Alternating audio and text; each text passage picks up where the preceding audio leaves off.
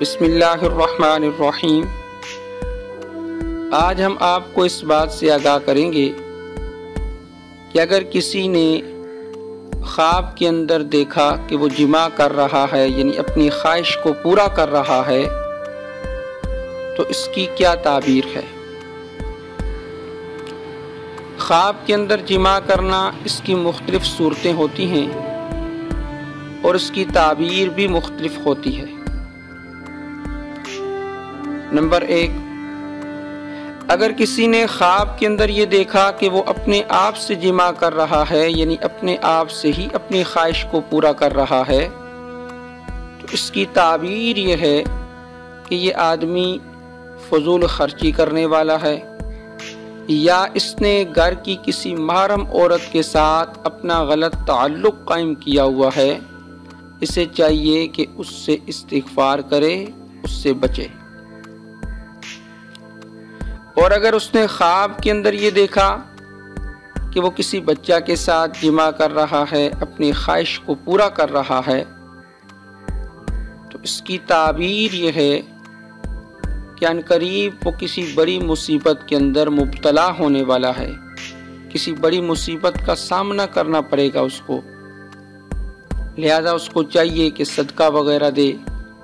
क्योंकि हदीस के अंदर आता है, नबी अकरम सल्लल्लाहु अलैहि वसल्लम ने फरमाया कि सदका मुसीबतों को, बलाओं को टाल देता है। और अगर उसने ख्वाब के अंदर ये देखा कि किसी इंतहाई हसीन और जमील औरत के साथ जिमा कर रहा है, अपनी ख्वाहिश को पूरा कर रहा है, और उस औरत को पहचानता भी है, और वो औरत हुस्न व जमाल का पैकर भी है, ज़ेब व ज़ीनत करने वाली है, तो इसकी ताबीर ये है कि उसको बहुत बड़ा नफ़ा हासिल होने वाला है। और अगर उसने ये देखा कि ख्वाब के अंदर अपने भाई के साथ या दोस्त के साथ जिमा कर रहा है, अपनी ख्वाहिश को पूरा कर रहा है,